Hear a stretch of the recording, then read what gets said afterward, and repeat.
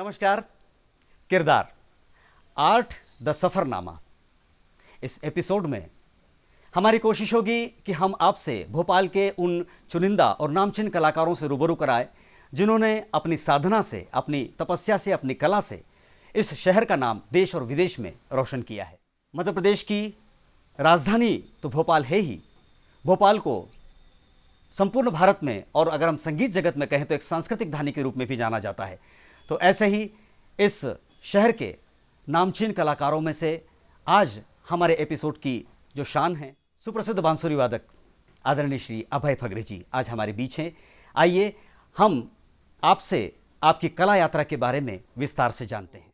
बांसुरी जो है वो सबसे पुराना वाद्य है, तो आपके मन में ये कब से और कैसे आया कि मुझे बांसुरी सीखना चाहिए, और कब से आपने इसको सीखना आरंभ किया? संगीत का सफ़र बहुत काफ़ी बचपन से शुरू हुआ, और चूँकि संगीत प्रेमी रहे मेरे घर के लोग, मतलब संगीत सुनने वाले रहे, कोई प्रोफेशनल संगीतज्ञ नहीं था घर में, पर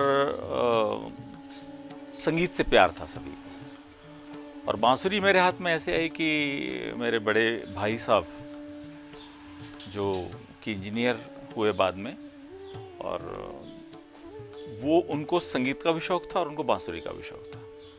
और वो काफ़ी बड़े थे, जैसे कि पहले होता है, बड़ा परिवार था हमारा, 4 भाई 3 बहनें, और वो सबसे बड़े थे। मेरे और उनमें बहुत का फ़र्क था। और जैसे कि होता है, बड़े भाइयों की चीज़ों को हाथ लगाना मतलब बड़ा ख़तरनाक होता है। तो वैसे ही मैंने कुछ किया 1-2 बार, तो मार वार भी पड़ी, पर फिर कुछ समय बाद भाई साहब को लग गया कि इसको शौक़ है, तो फिर उन्होंने इनकरेज करना शुरू कर दिया। और इनकरेज किया, और वो ऐसा इनकरेज किया कि उन्होंने कहा बाद में, जब इसको प्रोफेशन लेना या नहीं लेना, इस मकाम पे जब हम लोग आ गए और ये निर्णय करना था, तो ये निर्णय थोड़ा सा मुश्किल होता है। तब उन्होंने ये कहा कि ठीक है, हम बन गए इंजीनियर, जो कुछ करना था सारा, पर तुमको जो करना है वो करो। तो ये एक बहुत बड़ा मेरे लिए सिंबल बन गया। और चूंकि घर वालों की स्वीकारोक्ति हो गई, तो मेरे लिए थोड़ा सा ये सफ़र सरल हो गया। आधुनिक दौर में हम देखते हैं कि आजकल लोग ज़्यादा संघर्ष करना नहीं चाहते, बल्कि बहुत जल्दी और बड़े आसान तरीके से बुलंदी पर पहुंचना चाहते हैं, या मंच उनको मिल जाए, ऐसी उनकी कोशिश रहती है। और इसी कहीं प्रक्रिया में, या इसी उधेड़-बुन में, या इसी कोशिश में हम देखते हैं कि कला का जो स्तर है वो भी कहीं ना कहीं प्रभावित होता है। किसी भी क्षेत्र में जब आपको कुछ ऐसा काम करना पड़ता है जो बहुत सारे लोगों से अच्छा हो, कहने का मतलब 100 लोगों से अच्छा हो तो आपको एक स्तर पे काम करना पड़ेगा, 1000 लोगों से अच्छा करना है तो आपको एक स्तर पे काम करना पड़ेगा, और इससे भी ज़्यादा अगर आपको उस अच्छे स्तर का काम करना है तो संघर्ष तो करना पड़ेगा, चाहे वो क्षेत्र कोई हो। मैं नहीं मानता हूँ कि सिर्फ म्यूज़िक में ही संघर्ष करना पड़ता है या कला में संघर्ष करना पड़ता है। आप साधारण इंजीनियर हो सकते हो, पर अच्छे इंजीनियर होने के लिए भी संघर्ष करना पड़ता है। साधारण डॉक्टर हो सकते हो, अच्छा डॉक्टर होने के लिए संघर्ष करना पड़ता है। तो जहाँ तक संघर्ष की बात है, संघर्ष तो हर एक क्षेत्र में है। और संघर्ष क्या, मुझे लगता है मेहनत करनी पड़ती है। संघर्ष तब शुरू होता है, शायद संघर्ष लोग उसको कहते हैं, जब संघर्ष करते समय आपके रिसोर्सेस कम होते हैं, आपके पास सुविधाएं नहीं होती हैं, और उस समय जो आपको उस सुविधाओं को जुटाने के लिए जो कुछ करना पड़ता है, उसे संघर्ष कहते हैं लोग। जैसे ये है कि लोगों को घर नहीं मिलता, कलाकारों को घर नहीं मिलता, लोग बोलते हैं कि कलाकारों को हम घर नहीं देते, रियाज करने के लिए घर नहीं देते। यदि आप उसको मानते हैं कि ये संघर्ष है, तो हाँ, ये संघर्ष है। दूसरी बात जो आपने कही कि वर्तमान में लोग संघर्ष से घबराते हैं या संघर्ष नहीं करना चाहते, और जिससे कि उनका कार्य प्रभावित होता है। बिल्कुल ठीक बात है। तो नहीं करना चाहते तो वो पहुंचते भी नहीं हैं। ये ठीक है कि कुछ समय तक के लिए नाम, शोहरत या शायद पैसा भी मिल जाता है, पर वास्तव में जो काम करने वाले लोग हैं वो इन सब चीज़ों से कोई उनका वास्ता होता नहीं। ये बहुत ही छोटे सोच वाले होते हैं कि जिनको जल्दी में कुछ होता है, वो ज़िंदगी में हर काम जल्दी में करना चाहते हैं कि मैं जल्दी से अमुक कर लूँ, जल्दी से तमुक कर लूँ, मैं जल्दी से हीरो बन जाऊँ या मैं जल्दी से संगीतकार बन जाऊँ। तो ये सब जल्दी में तो कुछ भी नहीं होता है, यही नहीं, कुछ नहीं होता है। जिस चीज़ के लिए जितना समय देने की आवश्यकता है वो देनी ही पड़ती है। ये शायद पूरा का पूरा जो हमारे समाज की संरचना हो गई है और लोगों के मन में ये आ गया है कि शायद जल्दी में कुछ हो जाता है, इसका एक बड़ा प्रभाव बच्चों के दिमाग पर रहता है कि जल्दी में कुछ करना है हमें।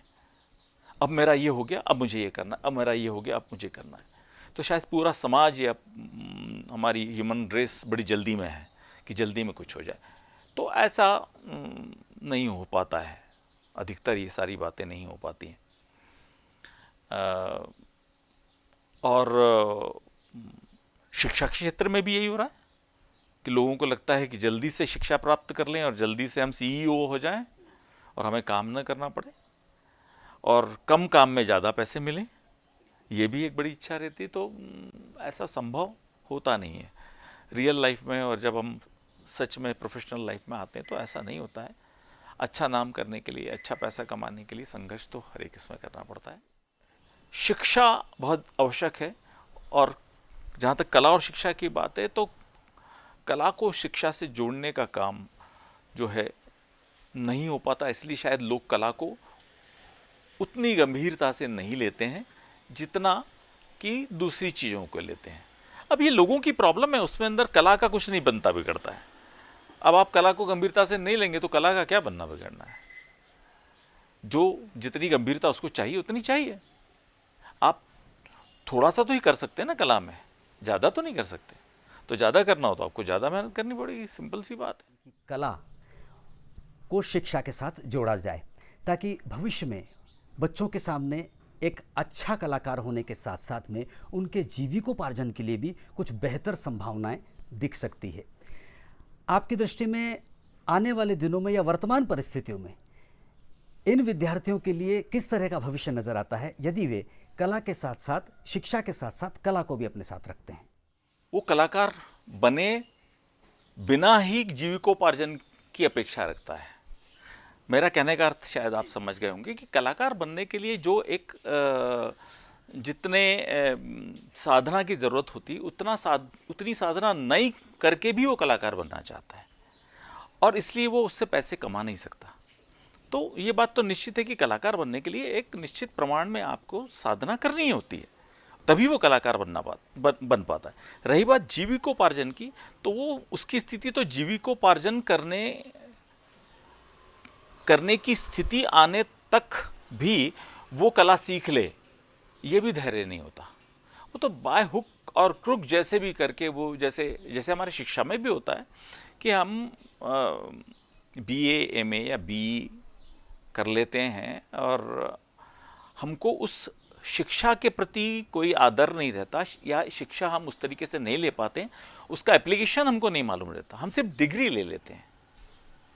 ज्ञान के प्रति कोई लालसा, कोई हमारी इच्छा उसको पाने की नहीं रहती है। जैसे उदाहरण के लिए आपको एक बात बताऊं कि एक BE किए हुए एक लड़के को यदि आप ये कह दें कि वर्नियर कैलिपर्स पढ़ना आता है क्या, तो आपको मालूम पड़ेगा कि 100 में से लगभग 75 लड़कों को नहीं आता, या मैं शायद थोड़ा सा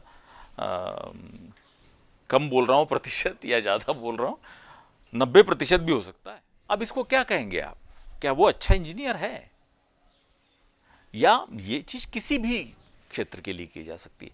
तो अगर आप संगीतकार हैं और आपको संगीत के आप जो भी वाद्य सीख रहे हैं उस वाद्य के बारे में अगर आपको नहीं मालूम है, तो ये अशिक्षा ही हुई ना।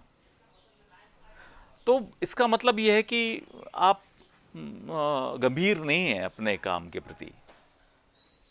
तो ये गंभीरता हमें सभी क्षेत्र में, जैसे शिक्षा में इसलिए है कि शिक्षा में कंपटीशन बहुत ज़्यादा है और शिक्षा का एक मार्ग बना हुआ है।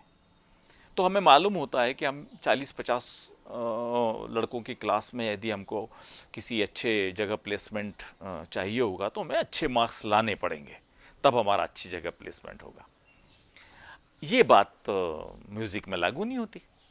म्यूज़िक में तो आपको चाहे आप थोड़ा सा एक आध राग यदि आपको आता है तो आपको आप किसी अच्छी जगह परफॉर्म कर लेते हैं तो आपको लगता है आप कलाकार हो गए, जो कि ऐसा है नहीं।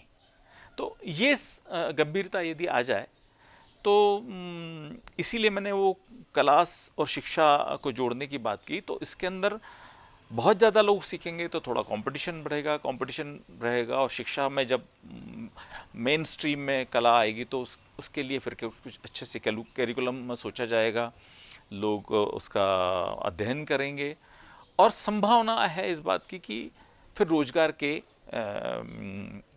साधन और संभावनाएं भी इसके अंदर बढ़ जाएगी। अभय जी, अब हम आपकी संगीत यात्रा की तरफ फिर से लौटते हैं। जैसा कि हम सभी जानते हैं कि संगीत को घरानों के नाम से भी जाना जाता है और जब भी आपको हमने सुना है हमें बहुत ही आनंद मिला है। हमें क्या, आपको सभी सुनने वाले और चाहने वाले आपको प्यार देते हैं और आपके वादन का आनंद भी लेते हैं। तो हम ज़रूर ये जानना चाहेंगे कि आप किस घराने से ताल्लुक़ रखते हैं और इन घरानों का आज संगीत में जो योगदान है और जो उनका महत्व है उसको आप किस रूप में देखते हैं? घराना एक बहुत अहम मुद्दा रहा है संगीत में और इसमें कोई दो मत नहीं कि घरानों की वजह से, संगीत घरानों की वजह से रहा है ये कहना ज़्यादा बेहतर नहीं होगा। संगीत के कारण घराने बने, ये कहना ज़्यादा उचित होगा मेरे हिसाब से। अब ये घराना क्या होता है? बेसिकली एक स्टाइलाइजेशन होता है किसी एक कला का और कला के उस कुछ पक्षों का जो एक घराने में ज़्यादा उभर के सामने आता है और उसके फिर जो अनुयायी होते हैं, उनके जो शिष्य होते हैं, उनकी जो शिष्य परंपरा होती है, वो उन सब एस्थेटिक वैल्यूज़ को निभाते हैं और उसको एनहेंस करते हैं, उसके बारे में सोचते हैं, विचारते हैं और आगे बढ़ाते हैं। तो घराने का निर्माण होता है। उसका एक कोई जो बहुत ज़्यादा सोचने वाला कलाकार होता है, वहाँ से उसकी शुरुआत होती है। बहुत कलाकार होते हैं, हर कलाकार सोचने वाला होता है ये आवश्यक नहीं है, ये मैं पहले बता दूं। ये मैं शायद थोड़ा सा ये जब कह रहा हूँ तो किसी को इसमें आपत्ति हो सकती है, पर बात सच है कि बहुत कलाकार होते हैं, हर कलाकार सोचने वाला नहीं होता। जो सोचने वाला कलाकार होता है वहीं से उस घराने की शुरुआत होती है। जैसे जयपुर अतरौली घराना अलादिया खां साहब से शुरू हो रहा है, तो अलादिया खां साहब से क्यों हो रहा है? क्योंकि अलादिया खां साहब एक ऐसे व्यक्ति थे जिन्होंने उस संगीत, अपनी संगीत परंपरा को या जो भी उन्होंने सीखा था उसको इस ऊंचाइयों पे ले गए कि उसके बाद उनको पसंद करने वाले बहुत सारे शिष्य उनके पास थे और उनके मार्ग का अनुसरण करने के लिए बहुत सारे लोग उनके आगे हो गए, तो घराना चल पड़ा। तो इस तरीके से घरानों का योगदान बहुत है, इसमें कोई दो राय नहीं। और जैसे कि आप जानते हैं, घरानों का संगीत में ही नहीं, मैं दूसरी तरह से बताता हूँ आपको। क्या व्यवसाय में घराने नहीं होते हैं? क्या आज आप नहीं देख रहे हैं कि व्यावसायिक नहीं, इवन राजनीतिज्ञों के भी घराने बनने लगे हैं और बड़े बड़े व्यावसायिक घरानों के भी घराने हैं।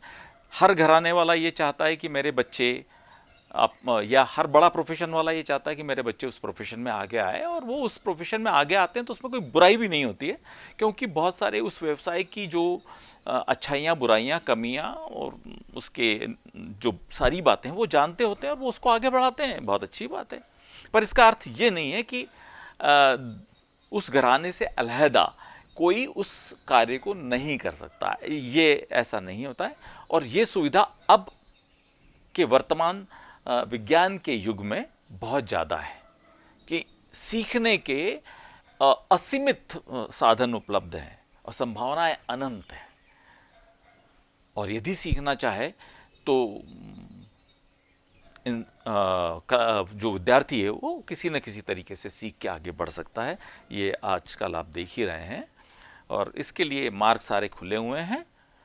और जहाँ तक मेरे किसी घराने के होने का प्रश्न है, मैं नहीं मानता हूँ कि मैं किसी घराने से ताल्लुक़ रखता हूँ।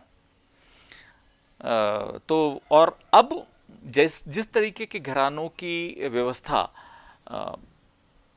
आज से 50 साल पहले या 100 साल पहले होती थी, वो घरानों की व्यवस्था अब रह गई है, क्योंकि अब एक कलाकार बहुत सारे कलाकारों को सुन के उनके अच्छाइयों को आत्मसात करता है और अपनी कला को आगे बढ़ाता है।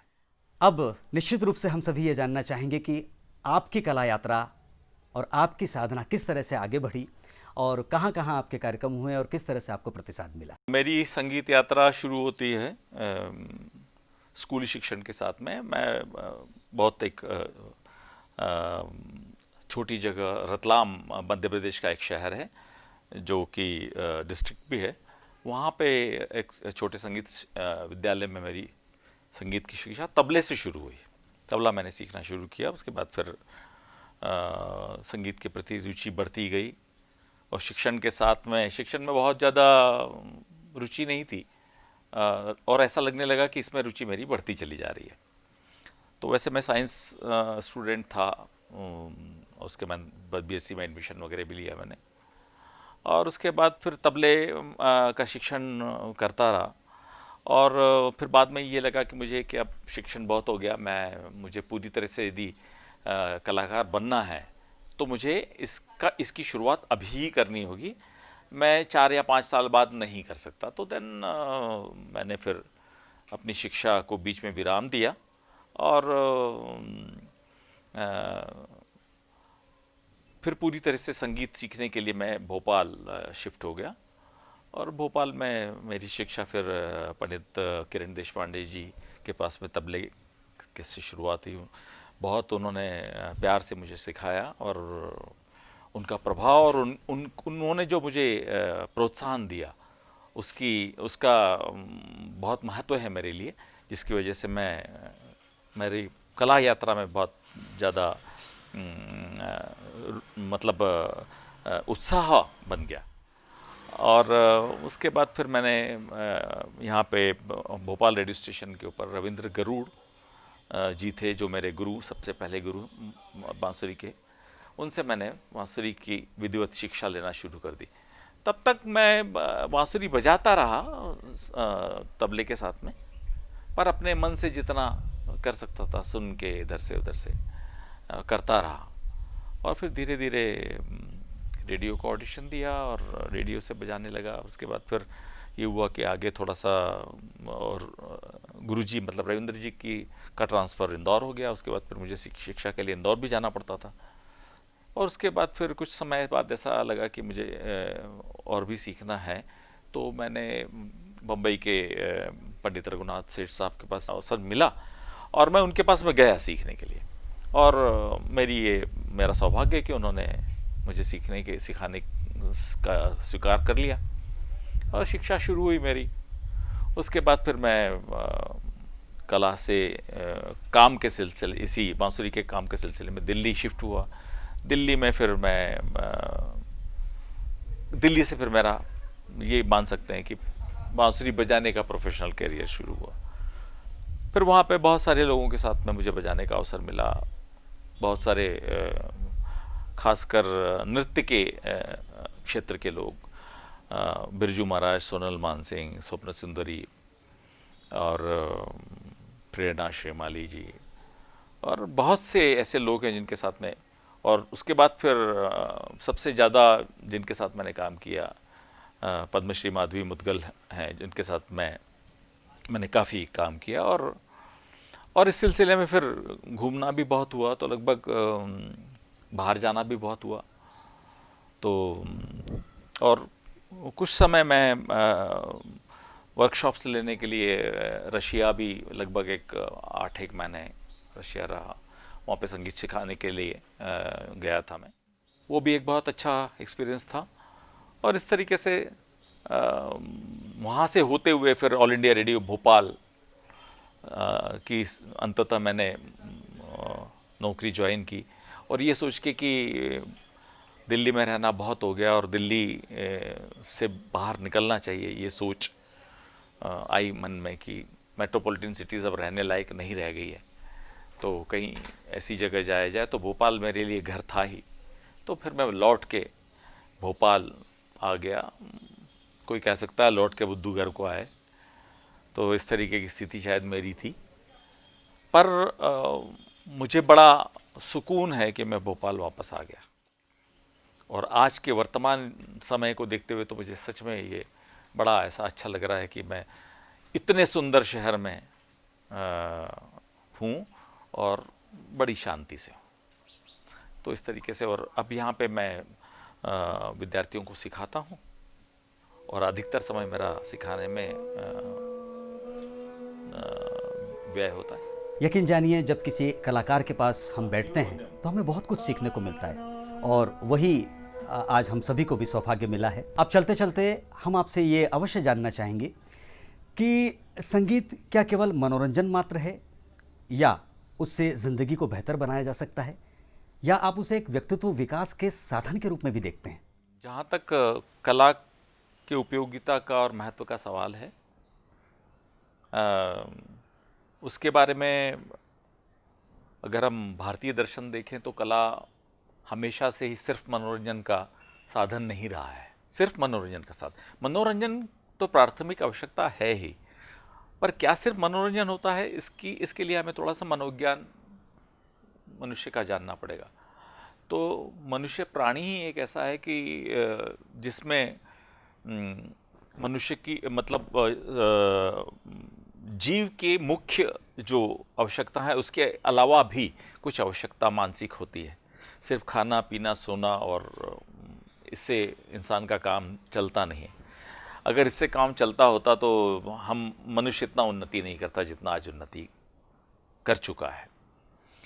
तो हर चीज़ में जिस तरीके से हम अगर पत्थर युग से देखें और अभी तक के वर्तमान युग तक अगर देखें तो मनुष्य ने हर क्षेत्र में उन्नति की है, और हर चीज़ की आवश्यकता है, सिर्फ इसलिए उन्नति नहीं की है। साहित्य, कला, संगीत, ये सारी चीज़ें जो है उसकी ज़िंदगी में धीरे धीरे अपना स्थान बनाती रही। तो क्या सिर्फ ये मनोरंजन के लिए ही ऐसा हुआ? तो हमें उत्तर मिलेगा कि नहीं, ऐसा नहीं है। ये उसकी ज़िंदगी की आवश्यकता है। कला विहीन मनुष्य तो बिल्कुल जैसे कहते हैं कि जानवरों के समान होता है। कि अब ये जो कहा जाता है, इसके कहने के पीछे तो और कोई उद्देश्य नहीं कि जानवरों, इसका मतलब उनका अपमान करना नहीं है, पर जानवरों की प्रवृत्ति क्या होती है कि खाना पीना सोना और प्रजनन करना, ये एक जो मुख्य आवश्यकता जीवों की होती है वो आप करते रहिए, पर मनुष्य इससे ज़्यादा कहीं आगे है। अभय जी, आपसे बात करके बहुत अच्छा लगा। हमारे सभी दर्शकों को आपके आज के इस एपिसोड से जो लाभ मिलेगा हम उसको शब्दों में बयां नहीं कर सकते।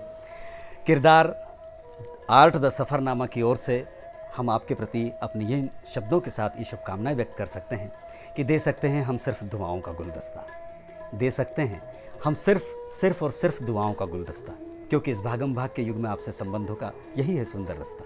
पर फिक्र ना कीजिए, हमारी दुआओं में बहुत दम है। दीप जलाइएगा खुशियों के, उत्साह उमंग और उल्लास के, क्योंकि जहां आप वहां हर कदम हम हैं, जहां आप वहां हर कदम हम हैं। धन्यवाद मुकेश जी आपका, और किरदार आर्ट द सफ़रनामा के पूरी प्रोडक्शन टीम का, जिन्होंने मुझे ये मौका दिया कि मैं अपनी बात कह सकूं। ये बहुत अच्छा प्रयास है जिसमें कलाकार को अपनी बात कहने का मौका भी मिलता है, और अपने श्रोताओं से, दर्शकों से रूबरू होने का मौका भी मिल रहा है। और भोपाल जैसी जगह के ऊपर ये एक अच्छा प्रयास है, जैसा मैं मानता हूँ, और मेरी शुभकामना है आपकी पूरी टीम को। धन्यवाद। आज के हमारे एपिसोड के खास मेहमान थे सुप्रसिद्ध बांसुरी वादक अभय फगरे। किरदार आर्ट द सफ़रनामा का यह एपिसोड आपको कैसा लगा, इस बारे में हमें ज़रूर बताइएगा। हमारे साथ बने रहिएगा और अपनी प्रतिक्रियाएं हमें ज़रूर भेजते रहिएगा। तब तक के लिए आज्ञा दीजिए। नमस्कार।